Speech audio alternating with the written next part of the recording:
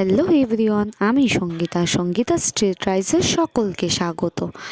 আর এই যে সকালের খাবার নিয়ে বসে পড়েছি, কড়াইশুঁটির কচুরি আর ঘুগনি। আর ওই আগেই বললাম, বাড়িতে এসে কিন্তু আমার প্রচণ্ড বেশি খাওয়া হয়ে যায়। আর এই যে দেখুন, এই খাওয়া দাওয়াটা কিন্তু আমাদের এইখানে নাম গান হলো না, তার আসমুক্তির সেই খাওয়াটাই। তো ভিডিওটা আপনাদের সাথে শেয়ার করা হয়নি। দেখুন কত কিছু খাওয়া দাওয়া, সবাই একসাথে পাড়ায়, আমাদের আশেপাশে যত লোকজন সবাই মিলে এই খাওয়া। আর ওই দুপুরবেলা আর একটু কুল মাখা না খেলে হয়? এখন তো এই দেশি কুলগুলো তেমন দেখা যায় না। এই দেশি কুলগুলো আমি বাজার থেকে কিনে এনেছিলাম, আর ওই মাখা করব বলেই রেখেছি। সত্যি কথা বলতে, আগে ছোটোবেলায় কত বেশি কুল পাওয়া যেত, এখন তো পাওয়াই যায় না। এখন বাজারে খুব কম দেখা যায়। আর এই আমার বোনরা খাওয়ার জন্য এক্সাইটেড হয়ে বসে আছে। এক বোনও ভিডিও করছে, আর একজনকে দেখুন আমার ওই পাশে।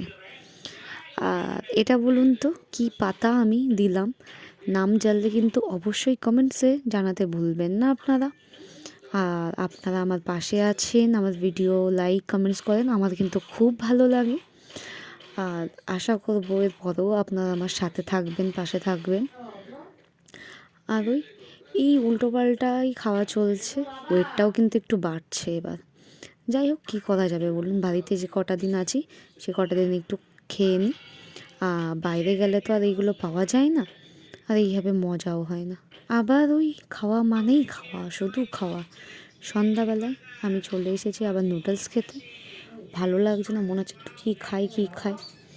বাইরে না আমাদের কলকাতার মতো এত ভালো খাবার পাওয়া যায় না।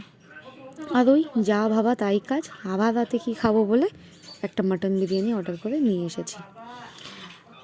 আমি মাটন বিরিয়ানি খেতে থাকি, আপনারা ভিডিওটা দেখতে থাকেন।